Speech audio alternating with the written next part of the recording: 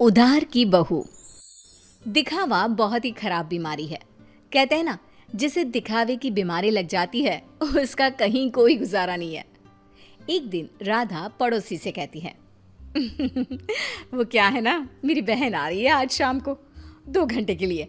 वो जो आपका सोफा है ना, काला वाला लेदर का वो ज़रा मैं अपने घर में रखवा सकती हूँ क्या? हाँ, पर बहन के लिए हमारे घर का सोफा क्यों? वो क्या है ना, मैंने उन लोगों को बताया कि ये सोफ़ा मैंने लिया है, तो मुझे क्या पता था कि वो घर ही आ जाएगी। प्लीज़, ये मेरी इज्जत का सवाल है। अब भाई सवाल इज्जत का है तो क्या किया जा सकता है। दे देती है पड़ोसन सोफ़ा राधा को।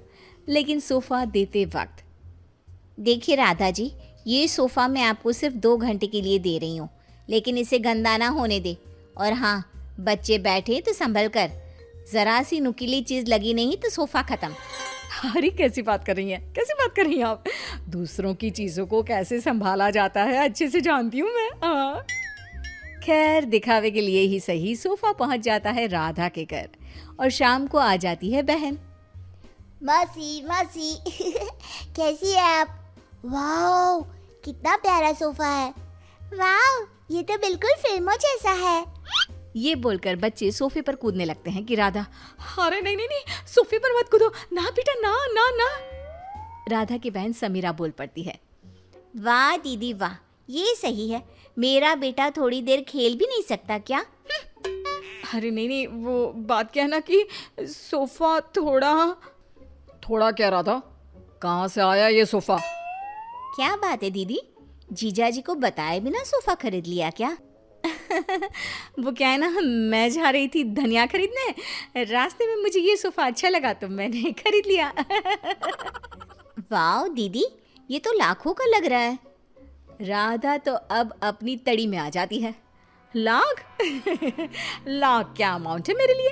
अरे कई बार तो मैं चौक तक रिक्शा लेती हूँ और मन कर गया तो फ्लाइट से मनाली मसूरी घूम कर आ जाती हूँ। हाँ।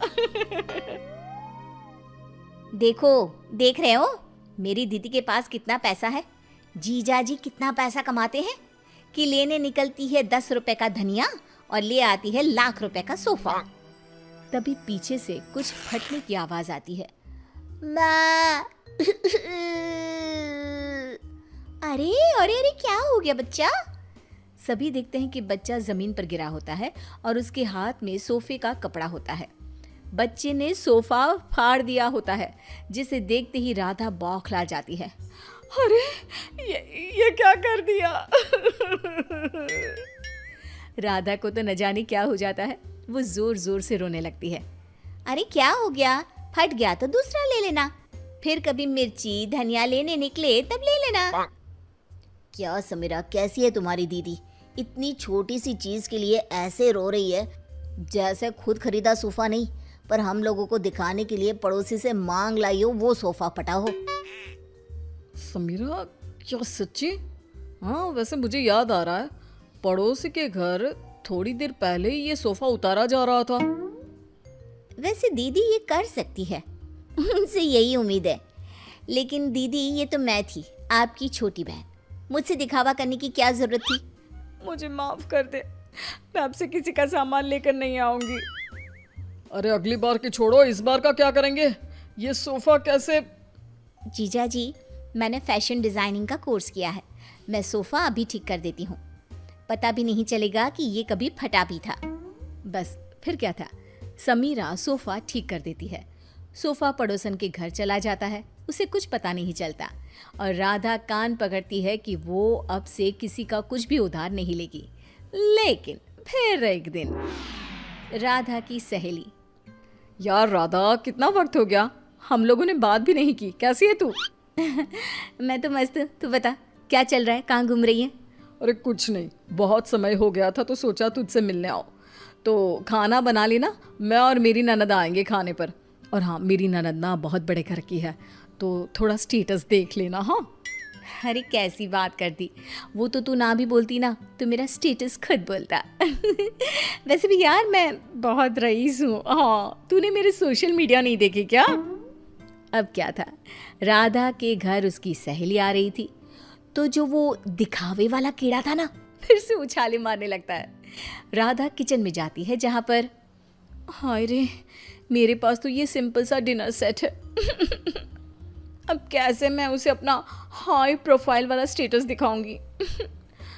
एक काम करती हूँ, वो जो नई पड़ोसन आई है उसके घर से ले आती हूँ, कम से कम इज्जत तो बनी रहेगी। राधा पड़ोसन के घर जाती है और देखती है कि सामने ही शोकेस में महंगा वाला डिनर सेट लगा होता है। वो क्या है ना, मेरे घर में कुछ ज़्यादा ही लोग आ रहे हैं, तो वो नीला वाला डिनर सेट आप मुझे दे सकती हैं प्लीज़। पड़ोसन नई होती है, मोहल्ले में जान पहचान बनाने के लिए बिना ज़्यादा बोले वो डिनर सेट तो दे देती है, लेकिन देते वक्त आप ले जाइए, बस ये ध्यान रखिए कि ये रोम से आया है, मेरे पति लाए थे, तो लाखों का है ना। लो कर लो बात, वो तो देख कर ही लग रहा है। क्या है ना, मेरे पति भी विदेश का ही सामान घर पर लाते हैं। मेरे पास सेम टू सेम था, पर पुराना हो गया था ना, तो मैंने नौकरानी को दे दिया था। हाय रे सच्ची, मेरा तो 10 साल हो गया, पर आज भी हाथ कांपते हैं किसी को देते। खैर, डिनर सेट लेकर राधा घर आ जाती है। मेहमानों के सामने प्लेट रखती है तो सहेली की ननद बोल पड़ती है, अरे ये डिनर सेट तो बहुत ही खास लग रहा है, कहाँ से लिया? रोम। रोम से लिया है, लाखों का है। यार सच्ची मानना पड़ेगा, तूने तो बड़ा स्टेटस मेंटेन रखा है, क्यों? तभी ये क्या, एक बार फिर किस्मत खराब, ननद के हाथ से प्लेट गिर जाती है और टूट जाती है। हे भगवान, ये क्या कर दिया। इट्स ओके, होता रहता है यार, डोंट रिएक्ट सो मच, उसे बुरा लग जाएगा ना। अरे लगे बुरा, मुझे क्या है, ये प्लेट तोड़कर खाना कौन खाता है। पैसे निकाल, मैं कह रही हूँ निकाल पैसे। अरे कैसी बात कर रही है, लाखों रुपया है ना तेरे पास तो। हाँ तभी बोल रही हूँ कि पैसे निकाल, नहीं तो पुलिस को बुलाती हूँ। वैसे भी क्या बोल रही थी तू, बहुत पैसे वाली है ना ये, तो बोल लाख रुपए दे, फिर ही जाने दूंगी मैं इसे यहाँ से। खाया पिया कुछ नहीं, प्लेट तोड़ा लाख रुपये, चलो भाभी। सहेली की ननद क्या करती, पर्स में से पैसे निकाल कर दे देती है और वहां से चली जाती है। हाय रे, अब मैं क्या बोलूंगी पड़ोसन को। तभी राधा का बेटा, माँ ये देखो, मैंने वो टूटी प्लेट कैसे फेविक्विक से जोड़ दी, लगे नहीं रहा ना कि ये कभी टूटी भी थी। राधा प्लेट देखकर खुश हो जाती है। वो बच्ची को प्यार करती है और भागकर डिनर सेट पड़ोसन को दे आती है और घर आकर नोट गिनती है। क्या सोचा था, हर कहानी के अंत में सबक ही मिलेगा।